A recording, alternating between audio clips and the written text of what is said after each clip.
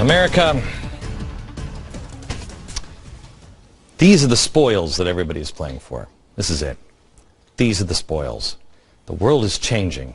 All of the power is going to change. I'm sorry, but America is going to change. The question is, will she survive? The answer is yes, if we pay attention. So who is playing? Who is sitting at the table and saying, I'm putting more chips on the table? Who is actually playing? I contend the United States is not playing. The United States is being played. These are the players at the table, the real serious players. Everybody else is a clown. You have George Soros, you have Russia, China, and Islam. These are the players of the table. And if you look at each of these players, you will see they all have cards that they are holding. And you would say, if you just looked at their cards, who's going to win? Well, Soros, he is the ultimate capitalist. He has made billions of dollars, and he wants to slam the door shut on others. Now, I don't know if he even cares what the system is now. He just wants his own system, this open society thing. He has called for a new world order for years. Listen. You really need to bring China into the creation of a new world order, financial world order. It only gets more greedy as you get closer to Soros. This is a guy who's known as the man who broke the Bank of England. He's brought down economies before. The game George Soros is playing is a game where he will financially win. Soros and his allies, the allies in the government, and not just this government. He has allies in the labor unions. He has allies everywhere. Now, not the government and labor unions because he loves America and Democratic presidents or he supports the little guy in labor disputes, but because he believes they're cards that he needs to hold to win this pie, the accomplishment of his goal, the nouveau order. Now, how do I know that? From his own words. He has said he doesn't love the United States. He said that the United States is the biggest obstacle to the open society, which is a form of government that he envisions. Quote, the main obstacle to a stable and just world order is the United States. So why would he want to hold these cards? Again, if you don't hold them, someone else is. Clear enough for you? Not a fan, not a patriot. He's a guy who wants fundamental transformation of America. Now, I don't believe the United States is the main obstacle to a stable and just world order. Do you? This man's playing for control of this. But is anyone reporting, or does anybody care? I believe we have always been the great last hope for the world, and we still are. Okay.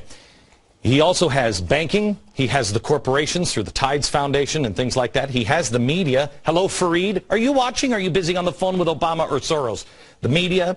He has the radicals. He has communists who are joining with all of these groups. This man's a capitalist. Why would he have radicals? Why?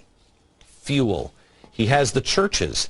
He's godless. Why is he funding so many church activities?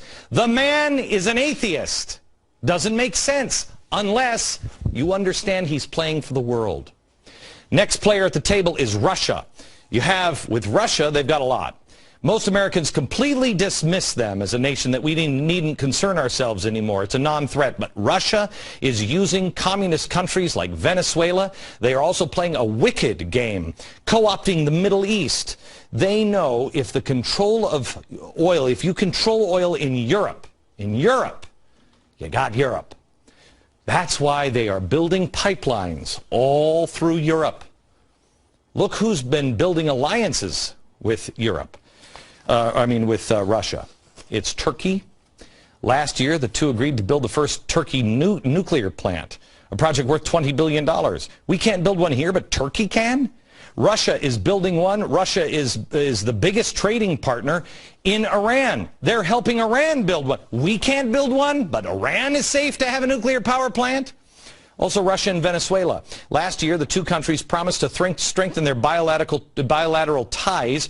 Russia even says the communist country has acted like a real friend. Didn't we just announce on this program last week that they're also building missile platforms in Venezuela?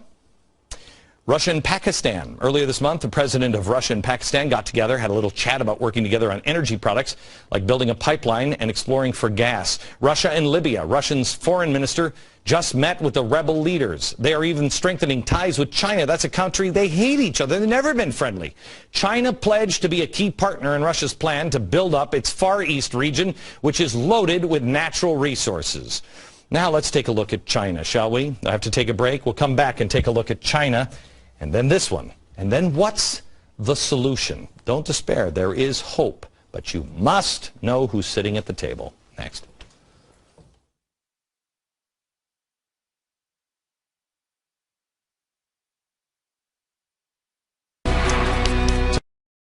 Tonight I just want to show you the world is being divvied up. And I want to show you who the players are sitting at the table. Think of this as a poker game. And everything is in. And winner takes all. At least that's what some hope. Soros, we already showed you. He wants a new world order. He's with the UN. He's with the banks. He's with the corporations. An atheist is giving millions to churches to help him on this new world order. He's got radicals, communists helping him. He's on his payroll. I'm sorry, laundered money from him. He's got all of that happening. Why? He's a capitalist. You have Russia, radicals, military, and energy. They're sitting at the table. They're holding some good cards here, and they've already got Europe by the throat. Then you have China. China is the obvious winner here.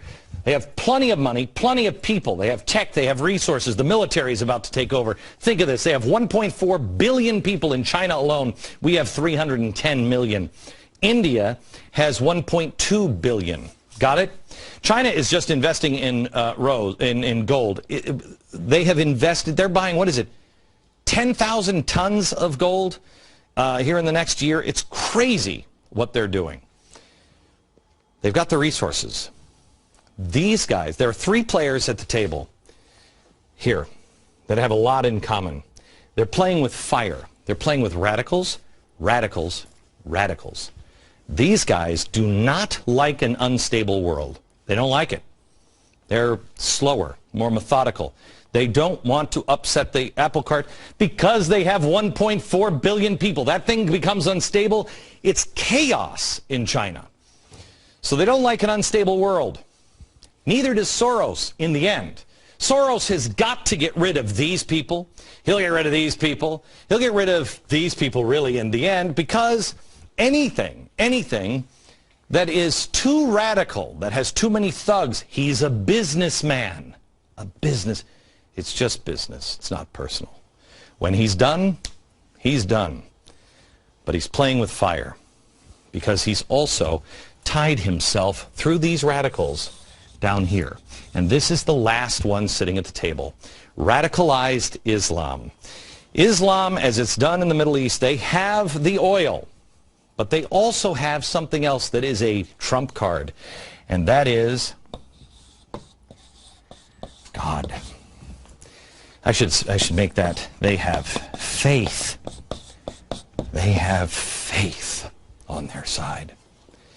They believe in something. George Soros, all of his minions, they only believe in money. Faith in God trumps money every time. And everybody that he has to rule, he rules over. Are you for George Soros's plan? Do you even know what his plan is? How about Russia? Russia, radicals, they have to, both of them in the end, have to have a thugocracy. China is a thugocracy. And Islam, the ultimate. Chop your head off in the Middle East if you disagree. It's not the same Islam here, gang. Who gets control? Who gets control? They're all playing for the same world. But you notice I didn't say the United States is sitting at the table. We are a card. We're a card. We're not a player. If you don't think this has happened before, it has happened before. How did the most powerful naval force in the world for nearly 2 centuries just disappear? Remember when we started, we had to build new ships for England. How's that possible? On the Navy, on the Empire where the sun never set? How's it possible? Because we were this player at 1918. That was us. We had the money, and then we told people what to do. Islam, no matter what anybody else says, Islam, in the end, is the winner because faith trumps all of these things. But there is hope. There's a way to beat it next. All right.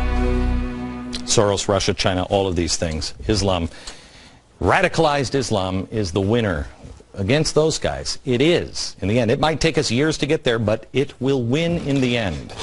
Why? All of that stuff works for most of the world because people will go along with it. The Chinese, the Russians, many in the Middle East, they'll all just go along with it. They'll just take it. Even the Europeans will, but Americans won't. Americans won't do it unless we're robbed of our spirit. That's what Cass Sunstein is attacking. Be uncomfortable in your poverty so you become more responsible, more self-reliant, more moral. Be forged in the fire. That is Benjamin Franklin, and that is the American spirit. And we have to join together. Community organizing is the buzzword. In the end, who wins? The guy with the money? No. For a while, the people with the food and the people with the energy. But I contend it's not the people of faith. It is with the people with a firm reliance of divine providence that also fight for true freedom. It's the little guy that always wins. The giant lumbering corporations? No, they always lose. The giant bloated system set up by Louis in Versailles? Loser. For a while they may win. But it's the farmer behind the tree with a rifle or a rake. It was the farmer with the rifle and the rake hiding behind that tree that took the most lumbering giant of its day out. The most powerful nation on earth took him down. It is David that beats Goliath with faith every time. Goliath loses in the end because all Goliaths are arrogant. If we have firm reliance in the protection of divine providence, all you need is a tree and a rake. Because we had a tree, a rake, and a rifle in '76 when we were a collection of farmers and brought down the British Empire. We just have to hold on to firm reliance of the protection of divine providence and hold on. I'm telling you, gang, we must lock arms this summer to defeat the great powers of the earth and beyond that have aligned against us.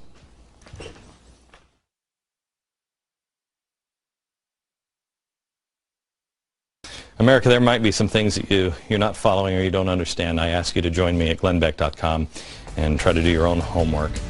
Follow closely. It's your country. It's your life. It's your world. From New York, good night.